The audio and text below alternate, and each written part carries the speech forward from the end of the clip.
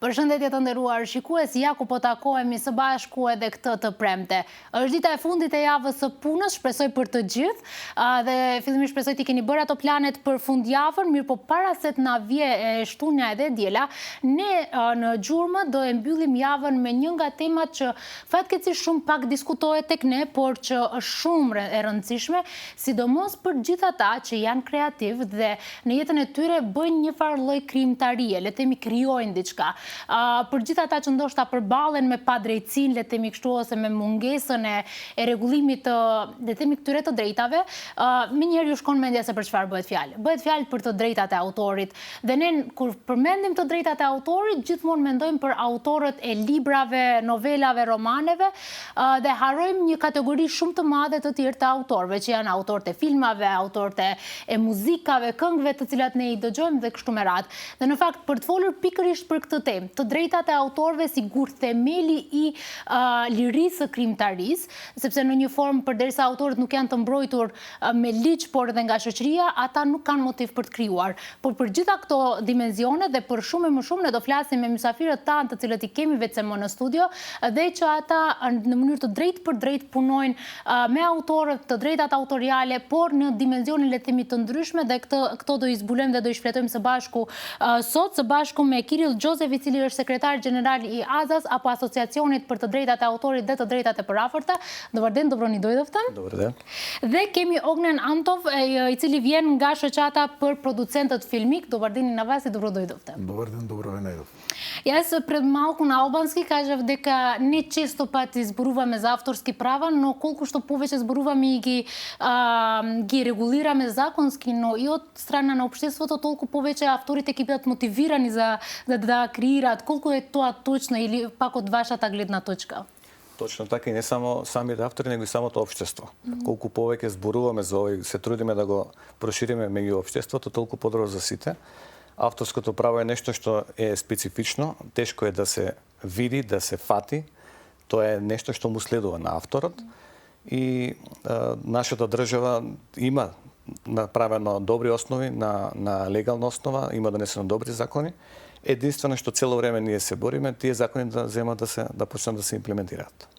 Јас исто така кажав дека кога зборуваме за автори, најчесто ни оди замислата на авторите на книги, на романи, забораваме дека има и други категории на автори. Да, во најавата, бидејќи делумно разбирам, растен сум во Скопје, а во најавата ги споменавте и авторите на романите, писателите, но и музичарите.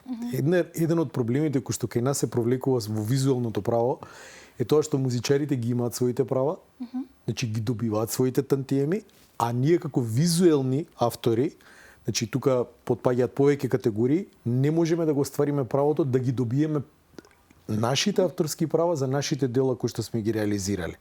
И тука клучно се јавува, да се надоврзам до вашата најава и до Кирил, се стремиме кон Европа, на сите страни зборуваме, вие како телевизија и како ФЕЛА, значи и сите зборат за таа Европа. Едно од работите, дајте да ги почитуваме законите, ако сакаме да бидеме дел од Европа. Заради тоа што авторските права не се само финансиски инпут за авторите. Значи, тоа е грешката која што многу луѓе ја разбираат. Значи, инпутот кој ќе дојде до авторот, тој на крајот завршува во државната каса вака или онака. Тој треба да си купи за јадење, треба да наполни бензин, треба било што да направи, значи парите се сливаат директно во македонската економија. Тоа е нешто што пирамидално може би изгледа, но тоа е реалноста, тоа е директен финансиски инпут од надвор, не од тука. За сите наши гледачи, пошто кога кажуваме авторски права или пак интелектуални права, малку се како зборови кои што не секој дневно ги употребуваме. Да објасниме за сите наши гледачи што значи авторски права или пак сродни права. Да, нашата асоциација води грижа за авторските и за сродните права. Најпластично и најлесно да објасниме на гледачите, авторско право има секој оној кој што го ствара делото. Во нашиот случај автори се филмските режисери, филмските сценаристи, директорите на фотографија и авторите на музика кои ја создаваат музиката специјално за аудиовизуелното дело. Сродните права им следуваат на филмските продуценти и на филмските изведувачи. во овој случај актерите. И за филмскиот дел, пошто вие ни доаѓате од Сдруженијето за филмски продуценти, колку е важно секој оној што игра улога правење на еден филм, кои сите ние ги уживаме на крај на денот, да ги имат тие права сознаени и од законски, но и од општеството? Па, дури кај нашите колеги се уште е табу тема, значи се уште не разбираат некакви базични и основни работи, дека не е само неговиот хонорар, додека ја изиграл таа улога и кога завршила премиерата, него му завршило тоа. Години понатаму, додека неговото дело е експлоатирано, значи имаме филмови од пред 10-15 години, кои што можеби сте ги прикажале вчера на телевизија вие.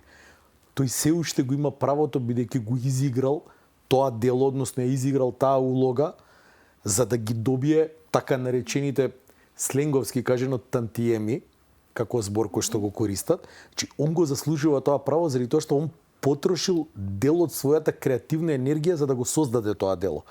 Подеднакво, заради тоа што ние како филмаџии сме дел од една колективна уметност.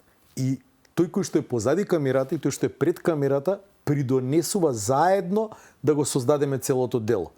И затоа вие кога гледате, уствари уживате у тоа што го гледате. Рековте дека и вие од вашата фела, од вашиот дел, не дека секој ги знае нивните права. Зашто мислите дека е така? Заради тоа што пред да го почнеме разговорот, вие рековте дека за време на студирањето еден од предметите ви бил тоа. Кај нас, за жал, немаме таков предмет од кој што би можеле да се едуцираат. Тоа е едната работа. Другата работа заради тоа што многу години законските работи не функционира и дел од луѓето веќе се откажа. Значи се откажа од моментот дури и да се едуцираат, а камоли да ги бараат сопствените права.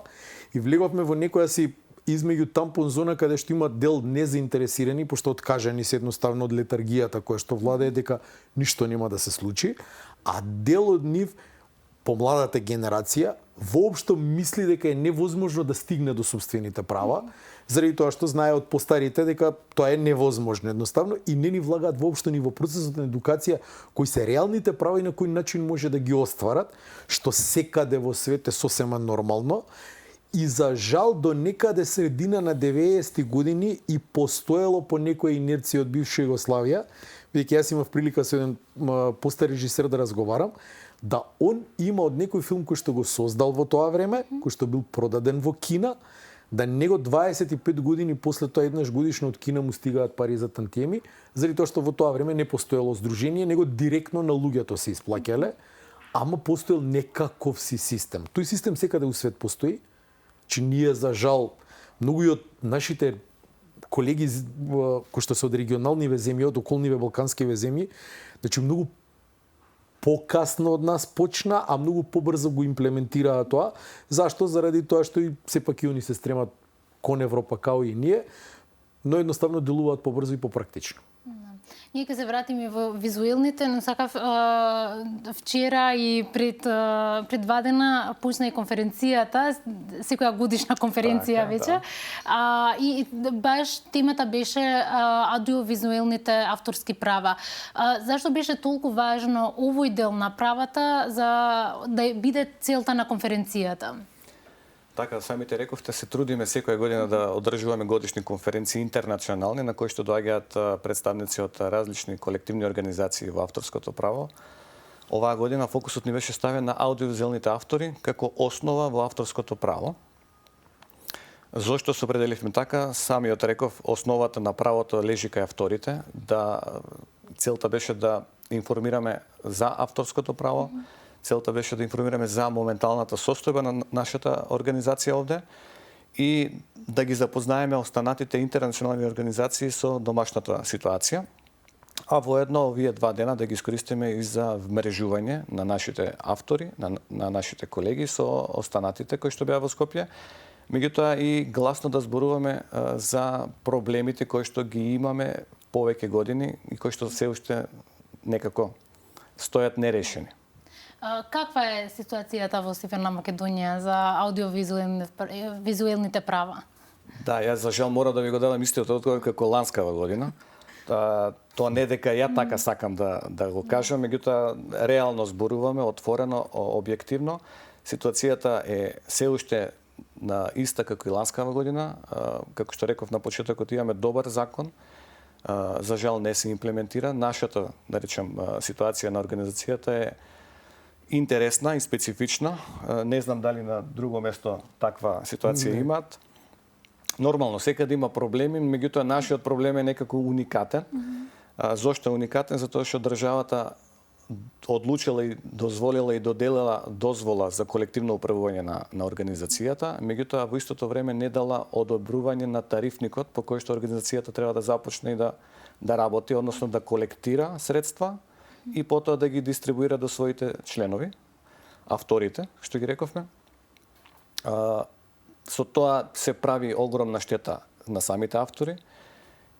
При тоа збориме за автори не само македонски, туку и интернационални, без разлика дали се тие членови на АЗАС или не, дали се македонци или не, сите губат, затоа што ние на телевизија гледаме и во киносалите, и во ТВ каналите контент кој што некој го сработил, го створил и врз база на тоа треба да му биде правишно и исплатено.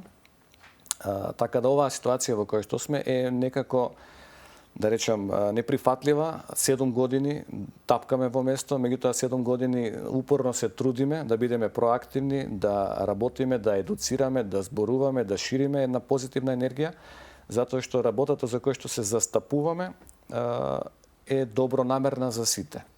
И од културен аспект, и од економски аспект.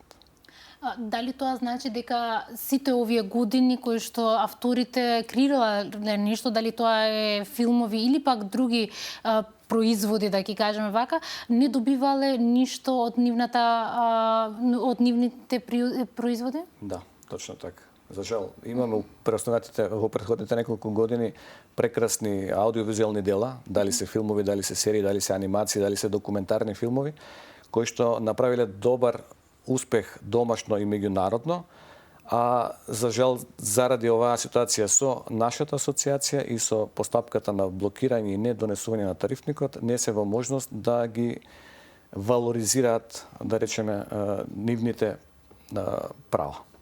Тоа значи дека сите тие филмови или пак документарци кои што беа и во меѓународни концерти запознаени, авторите тука не земаат ништо за тие филмови. Значи, нешто не земаат, него парадоксот е уште поголем. Значи, ние не можеме да ги добиеме точните бројки, бидејќи тоа се класифицирани податоци од странските партнерски здруженија. Ние можеме само да ги добиеме имињата согласно проектите кои што се дистрибуирани во нивните земји. И од она што, например, ќе ви дадам еден пример што знаеме.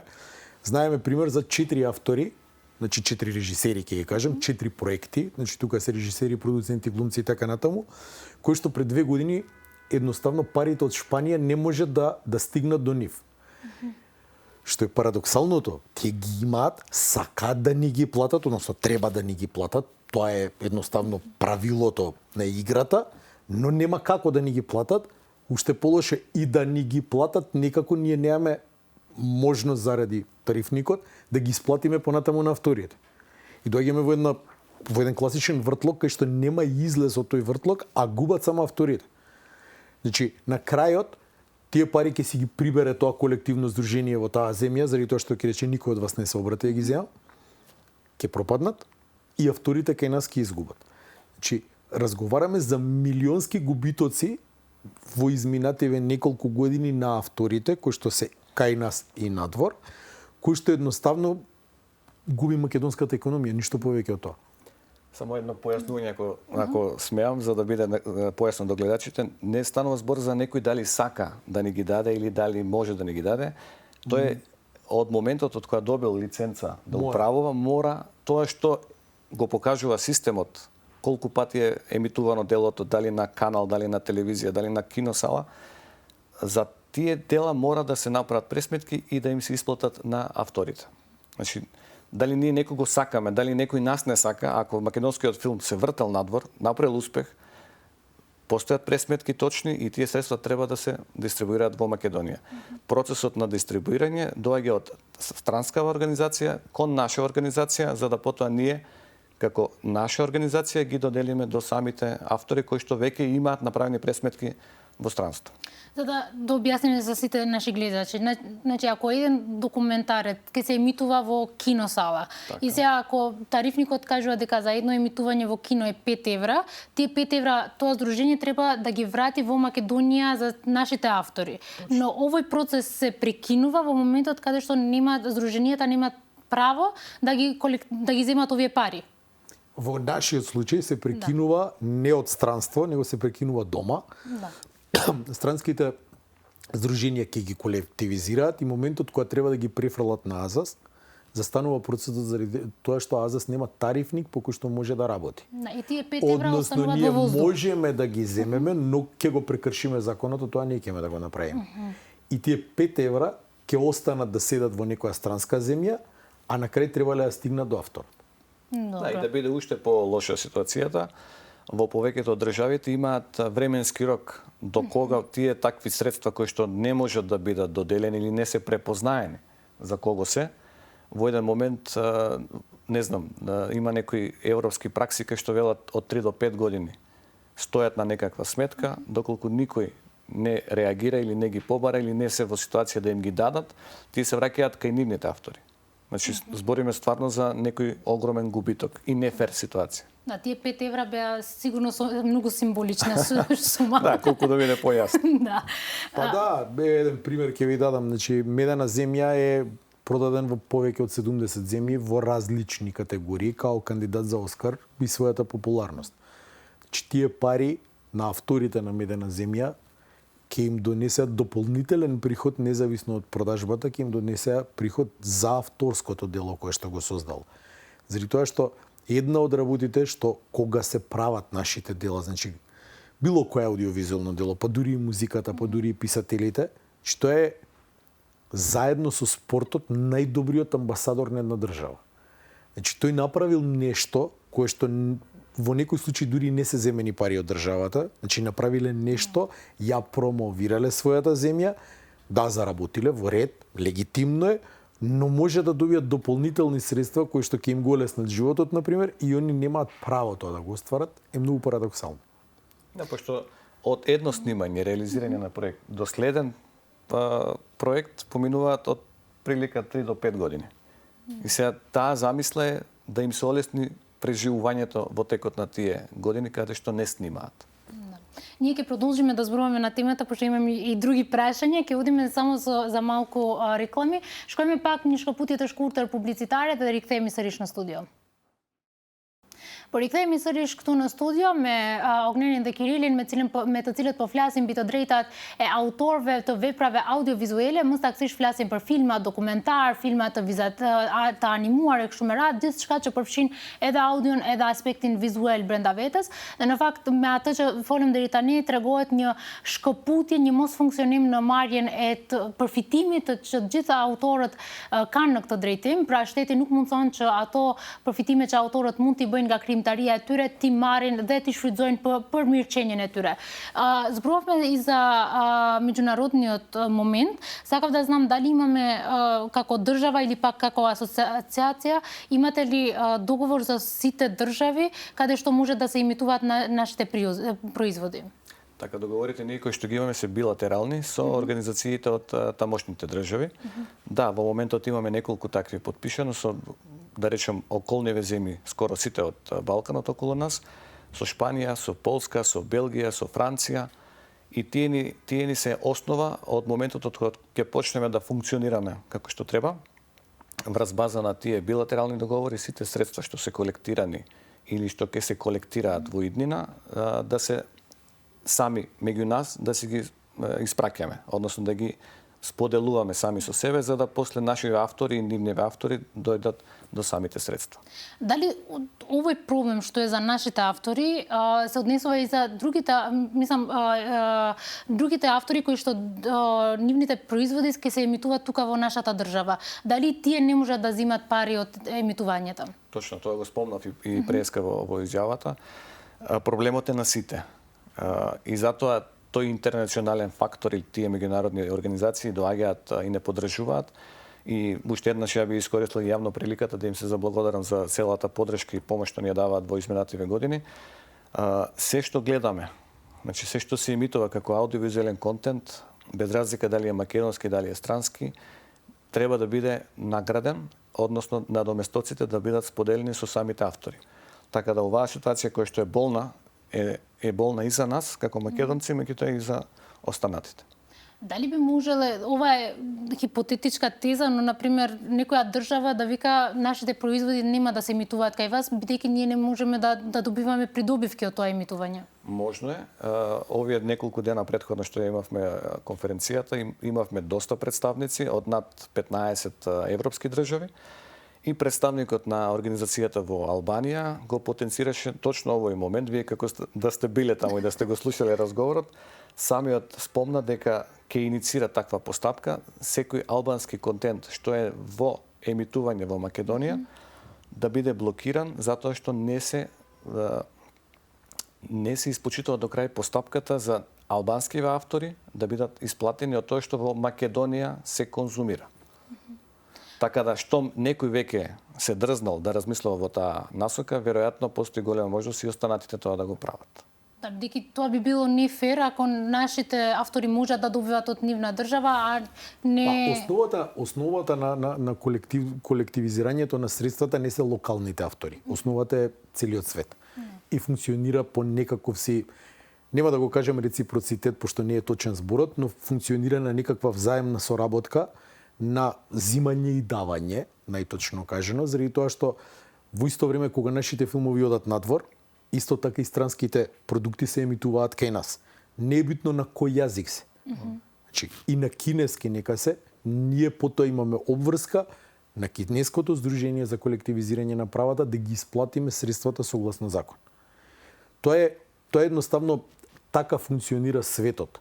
Тоа е исто како што некој оди на работа, заработува и зима плата. Тоа е исто како емисијата која што се емитува на Алсат, позади која што не стоите вие како водителка, него стои еден цел тим на луѓе кои што го создава тоа дело. Истото е во музиката, истото е во филмот, истото е во се кое што е некакво си авторство и тоа авторство заслужува да добие некаков си надоместок отпосле. Не купувањето на книгата, значи кое што многу луѓе грешат, не е тоа јас го купи филмот и го имам на DVD. Не завршува тука. Тоа е основата која што треба луѓето да ја разберат, кои што се адекватни и одлучуваат во овие европски процеси. Него за сега тоа обичниот граѓан, ги за сега политичарите. Никој ќе се запраша себе си, јас се запрашувам, како е можно, имаме закон, кој што е позитивен закон, влезен во сила, веќе неколку години, организацијата постои, сте добиле дозвола за функционирање како организација, а последниот чекор не е завршен. Да, многу на место прашање. Секој паметен, нормален човек би си го поставил тоа прашање. Одговор за жал немаме ние и ние бараме. Секоја постапка што беше потребна да се направи се е испочитувана, е направена, иако се соочивме со некакви административни, да речем, имаше моменти кај што некој пробуваше некои процеси да се одолговлекуваат колку што е можно повеќе, меѓутоа и тоа се среди, сега останува стварно со една одлука на влада тоа да се донесе или да се одбие, тие се двете опции. Логика нема. Да. Многу е нормално прашањето, меѓутоа логиката нема. Зошто е тоа така? Судски процес може да се однесе во... Да, тоа е нешто што се почесто се зборува вака меѓу нас и меѓу самите интернационални организации. Сега мислам дека да речем самиот заклучок на самата конференција беше дека ова е последен напор за добронамерно да се пристапи, да се најде решение. Адресата ја знаат сите, се наоѓа на булевар Илинден број 2, познатата бела зграда. И за жал, ако не се најде решение, веројатно судскиот пат е следниот и финален чекор за решавање на ситуацијата. Нашата цел не е да одиме по тој пат. Самиот факт дека 7 години се трудиме и наоѓаме и изнаоѓаме некакви продуктивни решенија, покажува дека не сме ние за тој судски пат, меѓутоа на крај на ден таа дозвола што некоја дала не се искористува и не се почитува, ќе треба да провериме зошто. Зборуваме за емитување во кино, во телевизија, дали истото се работи и за социјални мрежи или пак за други, сега секој ден имаме други апликации, но каде што и таму се емитуваат делови или пак цели продукции? Да, живееме во едно модерно време, посебно после ковид пандемијата, онлайн просторот стана број 1. Ние неколку пати ја напоменавме дозволата која што имаме. Таа дозвола дава некакви права за кои што асоциацијата треба да води грижа. Во тој документ такво право за онлайн простор нема. Тоа е нешто што треба дополнително да го бараме. И една од темите на конференцијата беше регионалната соработка во регионот на земјите од бивша Југославија заедно со Албанија, можеби Бугарија и Грција во таа една екипа, да се направи соработка во која што како еден заеднички пазар би се настапило кон странскиве платформи, овие поголемите сега да не ги именуваме, и да се разговара и преговара за единствен пазар за кој што тие треба да дадат решение. Значи, наместо да седнуваат и да разговараат со сите посебни организации од регионот, да седат со еден човек, представник на сите организации, и да се направи директна исплата кон сите засегнати страни. Токму и тоа е една од темите која што наредниот месец како Сдружение на продуценти ќе оствариме средба една во Приштина, на која што ќе пробаме да го направиме моделот на кој што можеме да се договориме и кои ќе бидат сите членки вклучени. Сега за сега регионалните балканските земји сите сме за. Значи скоро до Словенија, технички да видиме кои сите ќе бидат вклучени и најверојатно до крајот на годината ќе успееме да го направиме тоа, да го подпишеме и да излеземе на преговори, да го кажеме, заради тоа што веќе така сме пазар од скоро 30 милиони. Како пазар од 30 милиони сме релевантни за големите платформи као Netflix, Amazon, Disney, сме интересни. Како пазар од 2 милиона, 2,5 милиона не сме интересни, сме премали за нив, заради тоа што не е само откупувањето на нашиот контент, туку и процесот на сервисирање каде што ние како продуценти можеме да понудиме контент кој што они ќе дојдат, ќе го платат и ќе го снимат тука, а ќе биде наменет за овој пазар, што делумно ќе овозможи да тој контент потоа, например, не се емитува само на таа VOD платформа, него оди и на телевизија, оди и во кино. Значи, веќе некаква си соработка на некое повисоко и поголемо ниво, кое што треба да прерасне од тоа наше вмрежување, бидејќи вака или онака, нас веќе ни е природно во регионов да работиме меѓу себе. Прво, зашто сме мали. Второ, заради тоа што не можеме се сами да направиме. А трето, заради тоа што сме пријатели. Значи, јас веќе 20 години функционирам на Балканов сосема нормално, вон сите политики. И нема, ние сме од иста крв и од иста вера, будали кои што седат на плюс 40 степени и снимат филмови, така да сите сме исти. И пак минус 10. И на минус 10, така да тоа е тоа, ама едноставно го сакаме тоа на крај да излезе на големото платно и да речеме ево, ние сме го правеле. Точно. Не, излегува еден филм од Македонија, го гледаат сите држави, бидејќи тука сме, особено кога темата е слична, бидејќи многу слично живееме сите. За жал. За жал, да. Јас ќе одиме пак на реклами и ќе се вратиме за илегалните страни на каде што можеме да ги гледаме филмовите, за жал, да зборуваме малку за тоа. Шкојме пак публицитет, да дорихтеме се ришт, власим еден бифачет илегале ко дошта джит не шоим филма де документар. Ветам пак публицитет. Ja ku po rikthehemi sërish në studio, ka momente që të flasim pak mbi filma dokumentare që I shohim pa respektuar të drejtat e autorëve. Често пати ни се случува, мислам дека сите ги знаеме некои илегални страни, каде што кои не функционираат само во Северна Македонија, функционираат регионално, и можеме слободно филмови, документарци, плюс со превод може да ги гледаме. Дали оштетуваат овие илегални страни? Јас ќе ви кажам една анегдота. Значи, пред 15 години точно, додека се уште постоја видеотеките, у кои што се изнемува VHS касети и DVD филмови. Јас не ги памтам. Јас си го видов во сред центар на Скопје, си го видов филмот кој што ден пред тоа му направив премиера во киното Милениум кој што не работи. Си го видов на полицата и пишуваше хитови одлична комедија. И стоеше прво горе. Значи, влегов, го купив. Ми дадоа фискална за пиратски филм и отидов со истото DVD со фискалната сметка во Министерство за култура. Знаете што се случи? Инспекторите никогаш не излегоа на терен. Тоа е исто као што за секоја брава постои клjuč, ама и постои некој кој што е надри клjučер кој што може да ја отвори. Секогаш ќе постои пиратеријата и е невозможно да се искорени. Што од причини што дел од луѓето тоа го препознаваат као некаква си слобода и одговор против системот, да не бидат во систем, да не бидат во норми, нормативи да ги прекршат, но единствената работа што не ја разбираат е дека некој друг е оштетен од после. Со тоа што они успеале тоа да го гледаат за без пари, некој друг на крајот. Во европските земји е многу практично решено. Самите кабловски оператори блокираат одреден контент од тој тип. Може да ви се случи, например, ако сте некаде во странство во некој хотел, да пристапите до таа страна и да отпосле ви стигнат дополнително на сметката хотелска да треба да доплатите, бидејќи сте симнале контент кој што ги немате правата, односно пиратски контент, народски кажано, што е регулирано и е лесно решливо. Ние сме се уште далеку од тоа. Се уште сме далеку заради тоа што некои навики тешко се менуваат. Но дали тоа значи дека ние сме во патот кон Европска Унија, кога ќе бидеме членка на Европска Унија, овие веб страници нема да функционираат кај нас?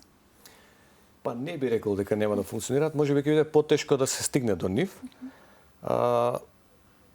Тие страници ќе постојат нон-стоп. И овде на Балканот, во нашиот регион, како да има некаква желба да се покаже дека знаеме да стигнеме до таков вид на контент, дека знаеме начини. Меѓутоа, се повеќе наши луѓе кои што се во Западна Европа, барем ја лично слушам, како се жалат изненадени, тоа што збори сега и Огнен, на сметката дошла или на адресата дошла дополнителна сметка за плаќање заради тоа што некој пристапил на таа адреса во тој ден и во толку часот. Да, штом станеме дел од ЕУ, ќе се хармонизираат дел од останатите закони, ќе станува се потешко, меѓутоа не сум сигурен дека баш ќе се искорени до крај. Нашата цел на оваквите емисии, на конференциите, да споделуваме и да збориме дека ова е право кој што некој го заслужува. Со самото тоа што некој ќе се дрзне да оди пиратски да користи некакви гледање на аудиовизуелни дела, во истиот тој момент повредува права на одредена група на луѓе. Ја би се само малце навратил на претходно тоа што зборевме, за гледачите да стане појасно. Огнен како продуцент, кога почнува процес на продукција, тој мора да формира една екипа. Таа екипа за конкретниот ангажман добива одреден хонорар. Меѓутоа, од моментот од кога филмот ќе биде спремен, ќе се направи премиера и тој ќе почне да има дистрибуција надвор, секоја експлоатација законски вели дека треба да им делот на доместокот да им се дава на авторите. И секое емитување или секое наше гледање како обични луѓе, како обични гледачи, ние уживаме во тој контент. Значи, тоа уживање треба и да го платиме. Некој се потрудил да ни биде убаво или да доживееме некое интересно искуство. Ние сме веќе при крај на нашиот разговор, иако има многу да се зборува на авторските права. Дали имаме нешто за крај да додадеме, да дополниме или пак некоја порака?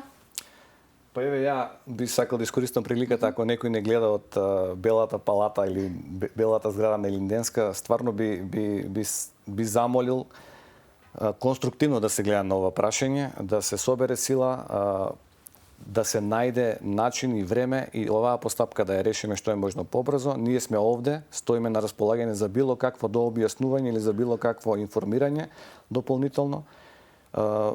Експертската фела, која што е и домашна и надворешна, ни стои на располагање да ја искористиме оваа можност и да не одиме наназад, да се стремиме да одиме нанапред, затоа што времето ни е кратко. Господин Огнен? За крај немам што уживате да гледате филмови и серии, така ние помагате нашата работа и тоа е нешто што нас не прави срекни кога го работиме. Фала ви на вас што ни правите материјали што можеме да ги гледаме и да уживаме на нив. Фала ви многу за вашето време и што дојдовте тука и зборувавме на оваа тема. Се надевам следната година ќе имаме многу попозитивни одговори дека све е средано веќе. Фала ви на вас. Фала ви на вас.